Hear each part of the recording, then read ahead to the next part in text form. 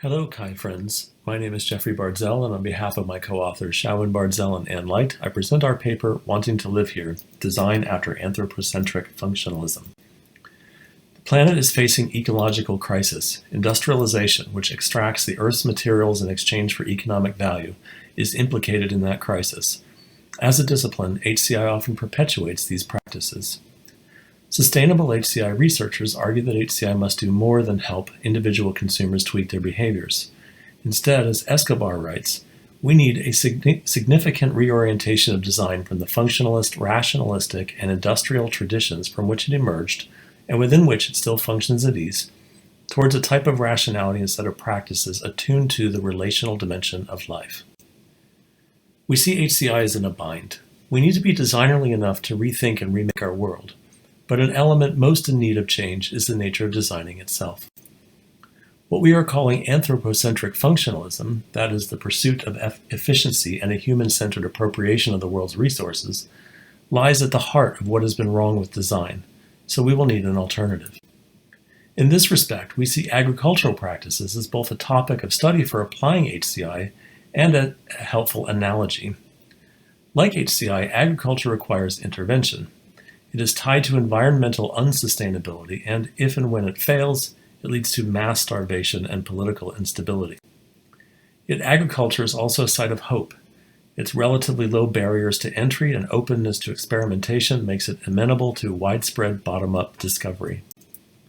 We, the authors, have in the past separately worked with the theoretical concerns of this essay, HCI and care, posthumanism, and environmental justice.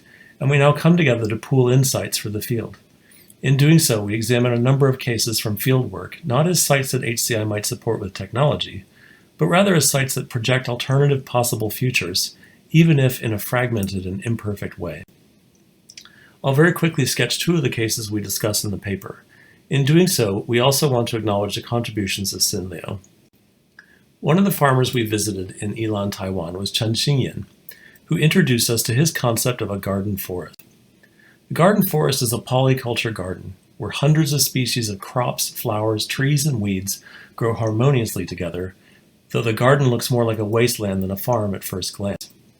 To Xingyan, weeding is not about removing all the non-crop plants, but selectively targeting species which have accelerated growth cycles. Nearby in the same village, the Landite Collective holds several farming parcels, one of which is devoted to what they call abandoned farming.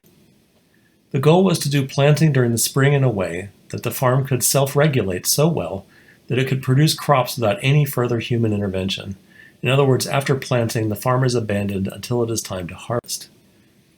As a Landite farmer explained, the key is in identifying crops that are strong enough to compete with invasive weeds in the fields to survive extreme heat and humidity in the summer in Taiwan.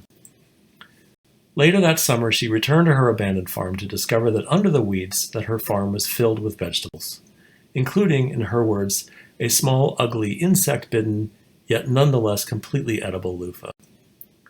Abandoned farms and garden forests do not seek to clear aside natural processes in a well-defined and human-controlled agricultural space. They let nature, rather than chemical pesticides and fertilizers, do some of the work.